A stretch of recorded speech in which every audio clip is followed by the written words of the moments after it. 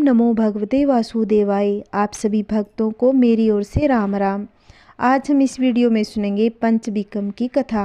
यह व्रत कार्तिक माह के शुक्ल पक्ष की एकादशी से आरंभ होता है, पूर्णिमा तक चलता है। धर्म ग्रंथों में कार्तिक स्नान को बहुत महत्व दिया जाता है। कार्तिक स्नान करने वाले सभी लोग इस व्रत को करते हैं। विषम पितामह ने इस व्रत को किया था, इसलिए विषम पंचक नाम से प्रसिद्ध है। विषम पंचक व्रत में 4 द्वार वाला एक मंडप बनाया जाता है। मंडप को गाय के गोबर से लीप कर मध्य में एक वेदी का निर्माण किया जाता है। वेदी पर तिल रखकर कलश स्थापित करें और इसके बाद भगवान वासुदेव की पूजा करें। इस व्रत में कार्तिक शुक्ल एकादशी से लेकर कार्तिक पूर्णिमा तक घी के दीपक जलाएं। विषम पंचक व्रत करने वाले को 5 दिनों तक संयम एवं सात्विकता का पालन करना चाहिए और ब्रह्मचर्य का पालन करते हुए इस व्रत को करें। आइए इस व्रत की कथा भी सुन लेते हैं। एक नगर में एक साहूकार रहता था। उस साहूकार के एक बेटे की बहू थी। वह कार्तिक के महीने में सुबह जल्दी उठकर गंगा जी नहाने जाती थी। वह पराये पुरुष का मुंह नहीं देखती थी। वह कार्तिक महीने में बहुत ही पूजा पाठ किया करती। जिस नगर में वह रहती थी उस नगर के राजा का बेटा भी गंगा स्नान के लिए जाता था और वह कहता कि मैं सुबह नहाता हूँ, मेरे से पहले कोई भी नहीं नहाएगा। जब 5 दिन कार्तिक के रह गए तो उस दिन साहूकार के बेटे की बहू नहाकर जा रही थी और राजा का बेटा भी आ रहा था। शोर सुनकर जल्दी से जाने लगी, जिससे अपनी मोती की माला वहीं पर भूल गई। जब राजा के बेटे ने वह मोती की माला देखी तो देखकर कहा कि यह माला किसकी है जो इतनी सुंदर है, तो पहनने वाली तो पता नहीं कितनी सुंदर होगी। बाद में सारी नगरी में ढिंडोरा पिटवा दिया कि जिसकी यह माला है वह मेरे पास 5 रात आएगी, तब मैं उसकी यह माला दे दूंगा। और खुद वहाँ तोते का पिंजरा टांग कर बैठ गया। सुबह साहूकारनी की बहू आई तो पहली पेड़ी पर पाँव रखा तो बोली कि अगर मेरे में सत है तो इसे नींद आ जाए। और भगवान ने उसका सत रखा और उसे नींद आ गई और वह नहाकर चली गई। राजा का बेटा उठकर बैठ गया और तोते से पूछा कि क्या वह आई, तो तोते ने कहा राजकुमार वो आई थी। तो राजकुमार पूछने लगा तो वह कैसी थी। तब तोता बोला कि वह अप्सरा जैसी बिजली, होली जैसी झलकामड़ी और गुलाब जैसा रंग। राजकुमार ने कहा कि आज तो मैं उंगली चीर कर लेट जाऊंगा, फिर मुझे नींद नहीं आएगी। दूसरे दिन वह उंगली चीर कर बैठ गया। जब वह आई तो भगवान से प्रार्थना करने लगी कि इतना कहते हो कि राजकुमार को नींद आ जाए, और वह नहाकर चली गई। तब उठते ही उसने तोते से पूछा क्या वो आई थी, तो तोते ने कहा हाँ वो आई थी। उसकी कही सारी बातें बता दी। तब राजकुमार बोला मैं आंखों में मिर्च डालकर बैठूंगा, और रात को मिर्च डालकर बैठ गया। और वह आई और प्रार्थना करी, जिससे राजकुमार को नींद आ गई और वो नहाकर चली गई। तब राजकुमार ने तोते से पूछा क्या वो आई थी, तो उसने कहा हाँ आई थी। फिर उसने कहा आज तो बिना बिस्तर से बैठूंगा, और वह रात को बिना बिस्तर के बैठ गया।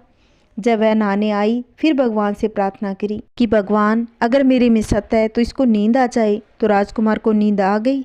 जब वह नहाकर जाने लगी तो वह आंख बंद करके चली गई। राजकुमार ने उठकर देखा, तब तक वह नहाकर जा चुकी थी। तो वह बोला कि आज तो मैं आग की अंगीठी जलाकर ही बैठूंगा, जिससे नींद नहीं आएगी।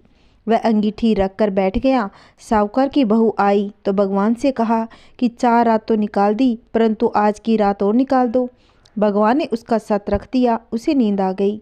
वह नहाकर जाने लगी तो वह तोते से बोली पापी हत्यारे से कह दियो कि तेरी 5 रात पूरी हो गई, इसलिए मेरी मोतियों की माला मेरे घर भेज देना। फिर राजा ने तोते से पूछा कि वह आई थी, तो तोते ने कहा वह आई थी, उसने अपनी माला मंगवाई है। तब राजकुमार ने सोचा कि वह तो सच्ची थी, उसका तो भगवान ने भी सत रख लिया।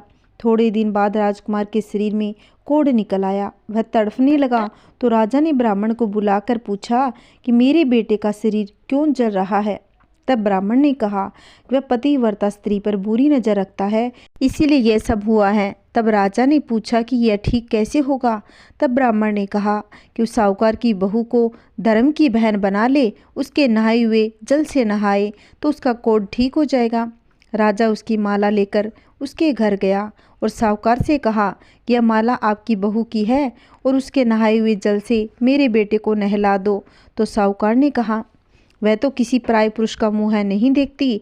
इस नाली के नीचे राजकुमार को बिठा देना, जब वह नहाएगी तो ऊपर से पानी गिर जाएगा। बाद में राजकुमार बैठा और नहाया तो उसकी चंदन जैसी काया हो गई। जो कोई भी व्यक्ति श्रद्धापूर्वक इस व्रत को करता है उसे मृत्यु पश्चात उत्तम गति को प्राप्त होता है। यह व्रत पूर्व संचित पापों और कर्मों से मुक्ति प्रदान करने वाला और कल्याणकारी है। जो भी यह व्रत रखता है उसे प्रभु का आशीर्वाद प्राप्त होता है।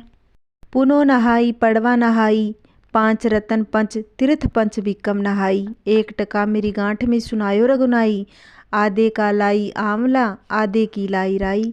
राय दामोदर सांवला जिसने सृष्टि रचाई, राजा के घर उतरी पुत्री बन आई, राजा लाया ब्याह के रानी बन आई। राजा चक्कर 4 मकर 4 दिए किलो, मैं तुझसे पूछूं श्री कृष्ण जी कब निस्तारा होए।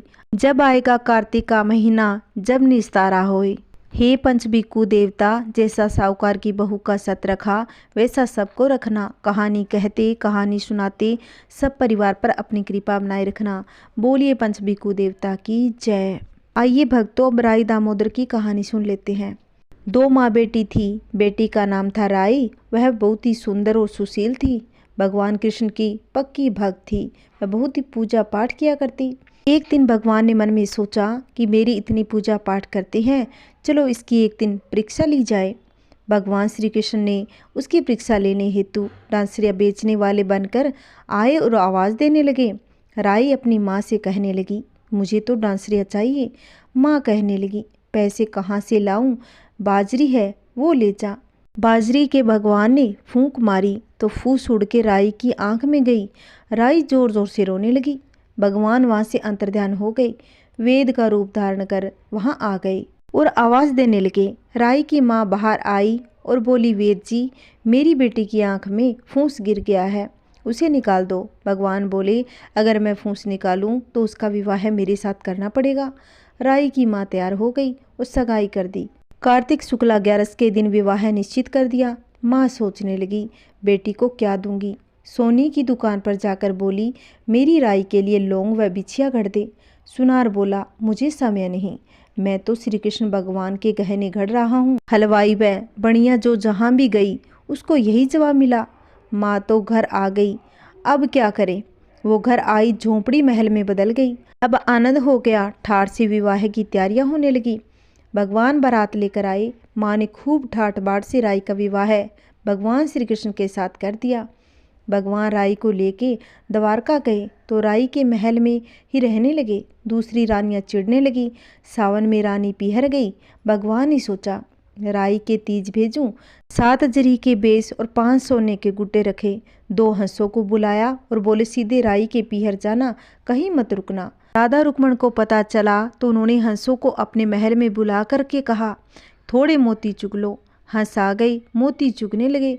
राधा रुक्मण ने सारा सामान निकाल कर उसे फटे पुराने कपड़े और 5 कांटे बांध दिए और पोटली हंसों को दे दी। हंस सामान लेके राई के पास आ गई। राई खुशी से नाचने लगी। ऐसे ही राई ने पोटली खोली तो 5 उंगलियों में 5 कांटे चुभ गए। राई ऐसा देखकर दुखी हो गई। सावन खत्म हुआ तो भगवान लेने आए। राई भगवान से बोली नहीं और भगवान आए तो दूर दूर जाए। भगवान ने सोचा कोई तो बात है। राई फिर भी नहीं बोले। इतना होने पर भी राई ने भगवान को महल में जिमाया। भोजन में दही जरूर देती थी। एक दिन भगवान बिल्ली बनकर सारा दही खा गए। अब राई दही कहाँ से रखे। भगवान गुजरी बनकर दही बेचने आ गए। राई नीचे जाकर बोली, थोड़ा दही दे दो। गुजरी रूपी भगवान बोले, राई रूप उदास क्यों हो, हमने सुना आप भगवान से नाराज हैं। राई कहने लगी, तुझे क्या मतलब, तू जा, तू अपना काम कर। तो गुजरी रूपी भगवान बोले, हम सहेली जैसी हैं तो मन की बात कहो, मैं किसी को भी नहीं बताऊंगी। राई ने सारी बात कह दी। सुनते ही भगवान को अचंभा हुआ। वे असली रूप में आ गए और राई से कहने लगे, यह सब कैसे हुआ, मैंने तो जरी के बेस और सोने के कंगन भेजे थे। भगवान ने हंसों को बुलाकर पूछा, तुम कहीं रुके तो नहीं। हंस बोले, राधा रुक्मण के महल में रुके और कहीं नहीं रुके। भगवान ने राधा रुक्मण को बुलाया और पूछा, आपने ऐसा क्यों किया। वो बोली, आप हमारे महल नहीं पधारे इसलिए हमने ऐसा किया। भगवान बोले आप हमको प्रेम से बुलाते तो हम जरूर आते। फिर भगवान बोले कार्तिक का महीना राई को दूंगा, 5 दिन पस्तित्या राधा रुक्मण को और 11 सत्यभामा को दूंगा। भगवान ने सबका मान रखा, सबको खुश कर दिया। भगवान राधा रुक्मण राई को मान दिया, वैसा सबको देना। कहानी कहने वाले के, कहानी सुनाने वाले के, हुंकारा भरने वाले के, सभी के घर में सुख शांति बने रहे। ये दोस्तों अब धर्मराज जी की कहानी सुनते हैं। एक ब्राह्मणी मरकर धर्मराज जी भगवान के घर गई। वहां जाकर बोली मुझे धर्मराज जी के मंदिर का रास्ता बता दो। स्वर्ग से एक दूत आया और बोला ब्राह्मणी आपको क्या चाहिए। वो बोली मुझे धर्मराज मंदिर का रास्ता बता दो। आगे आगे दूत और पीछे पीछे ब्राह्मणी मंदिर तक गए। ब्राह्मणी बहुत धार्मिक महिला थी, उसने बहुत दान पुण्य कर रखे थे। उसे विश्वास था कि उसके लिए धर्मराज जी के मंदिर का रास्ता अवश्य खुला मिलेगा।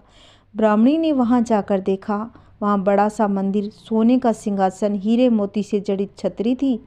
धर्मराज जी न्याय सभा में बैठे साक्षात इंद्र के समान शोभा पा रहे थे और न्याय नीति से अपना राज्य संभाल रहे थे। यमराज जी सबको कर्म के अनुसार दंड दे रहे थे। ब्राह्मणी ने जाकर प्रणाम किया और बोली मुझे बैकुंठ जाना है। धर्मराज जी ने चित्रगुप्त से कहा तो चित्रगुप्त ने लेखा जोखा सुनाया। चित्रगुप्त ने लेखा सुनाया तो सुनकर धर्मराज जी ने कहा तुमने सब कर्म किए पर धर्मराज जी की कहानी नहीं सुनी, बैकुंठ में कैसे जाओगी। ब्राह्मणी बोली धर्मराज जी की कहानी के नियम क्या है। धर्मराज जी बोले कोई 1 साल, कोई 6 महीने, कोई 7 दिन ही सुने पर धर्मराज जी की कहानी अवश्य सुने, फिर उसका उद्यापन कर दें। उद्यापन में काठी, छतरी, चप्पल, बाल्टी, रस्सी, टोकरी, टॉर्च, साड़ी, ब्लाउज का बेस और लोटे में शक्कर भरकर 5 बर्तन, 6 मोती, 6 मूंगा यमराज जी और लोहे की मूर्ति धर्मराज जी की, सोने की मूर्ति और चांदी का चांद, सोने का सूरज और चांदी का सांठिया ब्राह्मण को दान दे। प्रतिदिन चावल का सांठिया बनाकर कहानी सुने। यह बात सुनकर ब्राह्मणी बोली भगवान मुझे 7 दिन वापस पृथ्वी पर जाने दो, मैं कहानी सुनकर वापस आ जाऊंगी। धर्मराज जी ने उसका लेखा जोखा देकर 7 दिन के लिए पृथ्वी पर भेज दिया। ब्राह्मणी जीवित हो गई। ब्राह्मणी ने अपने परिवार वालों से कहा कि मैं 7 दिन के लिए धर्मराज जी की कहानी सुनने के लिए वापस आई हूँ। इस कथा को सुनने से बड़ा पुण्य मिलता है। उसने चावल का सांठिया बनाकर परिवार के साथ 7 दिन तक धर्मराज जी की कथा सुनी। 7 दिन पूरे होने पर वापस धर्मराज जी का बुलावा आया और ब्राह्मणी को बैकुंठ श्री हरि के चरणों में स्थान मिला। बोलिए धर्मराज जी की जय। आइए भक्तों धर्मराज जी की आरती सुनते हैं। धर्मराज कर सिद्ध काज प्रभु मैं शरणागत हूँ तेरी, पड़ी नाव मझदार बमर में पार करो न करो देरी। धर्मराज कर सिद्ध काज प्रभु मैं शरणागत हूँ तेरी, धर्म लोक के तुम हो स्वामी श्री यमराज कहलाते हो। जो जो प्राणी कर्म करत है तुम सबको लिखते जाते हो। धर्मराज कर सिद्ध काज प्रभु मैं शरणागत हूँ तेरी। अंत समय में सभी को तुम दूत भेज बुलाते हो, पाप पुण्य का सारा लेखा उनको बाँच सुनाते हो। धर्मराज कर सिद्ध काज प्रभु शरणागत हूँ तेरी, भुगताते हो प्राणिन को तुम लख 84 की फेरी।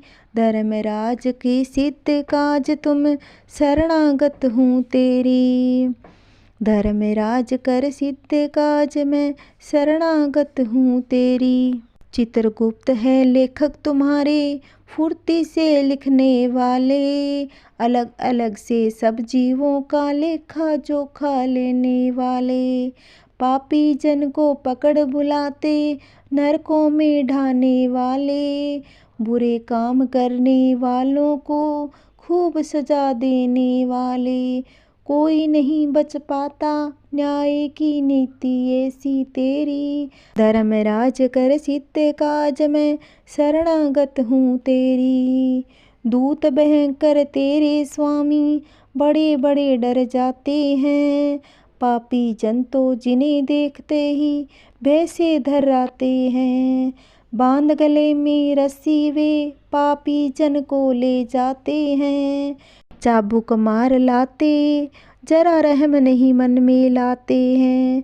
नरक कुंड में भुगताते, उनको नहीं मिलती जिसमें सेरी।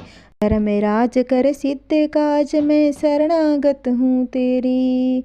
धर्मी जन को धर्मराज तुम खुद ही लेने जाते हो, सादर से ले जाकर उनको स्वर्ग धाम पहुँचाते हो। जो जन पाप कपट से डर कर तेरी भक्ति करते हैं, नरक यातना कभी ना करते, भवसागर तरते हैं। कपिल मोहन पर कृपा करिए, जपता हूँ तेरी माला। धर्मराज कर सिद्ध काज, प्रभु मैं शरणागत हूँ तेरी। पड़ी नाव मझधार भंवर में, पार करो न मेरी। धर्मराज कर सिद्ध काज, प्रभु मैं शरणागत हूँ तेरी। बोलिए धर्मराज जी की जय हो। आइए दोस्तों, गणेश जी की कहानी सुनते हैं। एक बार एक नगर में एक मालिन रहती थी। उसके पति चल बसे थे। उसका एक 4 साल का पुत्र था। उसकी सास बहुत ही कठोर हृदय की स्त्री थी। वह बहू को बहुत ही तकलीफ दिया करती। एक दिन सास ने बहू को पोते और घर से निकाल दिया। वे दोनों रोते चिल्लाते एक जंगल में जा पहुँचे। वहाँ एक पेड़ के नीचे बैठ गए। वहाँ से थोड़ी दूर पर एक गणेश भगवान का मंदिर था। वहाँ बहुत लोग भगवान जी के दर्शन करने आते। दर्शन करके गणेश जी को प्रसाद चढ़ाते। फिर वह प्रसाद सबको बांट देते। इस प्रसाद से माँ बेटे का गुजारा होने लगा। दोनों गणेश जी की पूजा पाठ में लग गए। एक दिन उन्होंने सोचा, क्यों न हम भी जंगल से फूल लाकर बेचें। वे रोज़ जंगल से फूल लाकर उसकी माला बनाकर बेचने लगे। साथ में पूजा की सामग्री प्रसाद भी बेचने लगे। इससे उनको आमदनी होने लगी। गणेश जी की कृपा से आमदनी बढ़ती बढ़ती इतनी बढ़ गई कि अब कोई चीज़ की कमी नहीं रही। जल्दी ही उन्होंने एक मकान, एक दुकान बना ली। एक राजा की लड़की मंदिर में रोज़ पूजा करने जाती थी। मालिन के बेटे को देखकर राजकुमारी उस पर मोहित हो गई। उसे विवाह करने की सोचने लगी। उसने अपनी भाभी से अपने मन की बात कही। भाभी अनुभवी थी और उसने कहा, यह तो मालिन का बेटा है, तुम एक राजा की बेटी हो। यदि तुमने इसे विवाह किया तो हमारी इज्जत नहीं होगी, बेइज्जती हो जाएगी। पर राजकुमारी अपनी बात से अड़ी रही। उसने कहा, मैंने तो प्रण किया है, उसी से विवाह करूंगी। भाभी ने घर जाकर सारी बात राजा को बता दी। राजा ने शादी के लिए हाँ कर दी। उन्होंने बड़े धूमधाम से बेटी का विवाह मालिन के बेटे के साथ कर दिया। मालिन ने सबसे पहले बेटे बहू को गणेश जी के मंदिर में ले जाकर पूजा पाठ करवाई और गणेश जी का आशीर्वाद दिलाया। इसके बाद पूरे नगर में यह बात फैल गई कि गणेश जी की पूजा से सब दुख कष्ट दूर हो जाते हैं। यह बात सुनते ही नगर के सभी लोग मंदिर आने लगे। मालिन और उसके बेटे की बिक्री और बढ़ गई। उधर उसकी सास के बुरे दिन आ गए। अन्नदाता उससे रूठ गए। वह एक एक अन्न के दाने की मोहताज हो गई। एक दिन वह रोती धोती उसी गणेश जी के मंदिर में आ गई। वहाँ मालिन के बेटे से बोली, मैं भूखी हूँ, मुझे रोटी कपड़ा देना, इसके बदले में तुम्हारा सारा काम कर दूंगी। लड़के को दया आ गई, उसे काम पर रख लिया। उसने अपनी दादी को नहीं पहचाना था। जब मालिन घर आई तो उसने सास को पहचान लिया। वह सास से कहने लगी, सासू जी आप यहाँ कैसे? सास ने पोते की तरफ इशारा करके कहा, मेरे इस सेठ के यहाँ नौकरी लग गई। बहू कहने लगी, यह आपका ही पोता है, यह घर भी आप ही का है, यह दुकान भी आपकी है। जब अपने हमें घर से निकाला तब गणेश जी ने हमारी रक्षा की। बहू की बात सुनकर सास बोली, मेरी करनी मैंने भोगनी। बहू बोली, सासू जी अब आप हमारे यहाँ रहो और पोते का सुख देखो। हे गणेश जी महाराज, जैसा सुख मालिन को दिया वैसा सबको देना। कहानी कहने वाले को और कहानी सुनाने वाले को सब परिवार पर अपनी कृपा बनाए रखना। बोलिए गणेश जी महाराज की जय हो। अगर आपको मेरी कहानी अच्छी लगती है तो प्लीज़ मेरे चैनल को सब्सक्राइब करें, लाइक करें और कमेंट में बताना मेरी कहानी आपको कैसी लगती है। अगर आपने अभी तक मेरे चैनल को सब्सक्राइब नहीं किया है तो प्लीज़ मेरे चैनल को सब्सक्राइब कर लीजिए, जिससे आने वाली वीडियो की नोटिफिकेशन आप तक पहुँच सकेगी। जय श्री कृष्णा, राधे राधे। आप सभी प्यारे भक्तों को मेरी ओर से राम राम।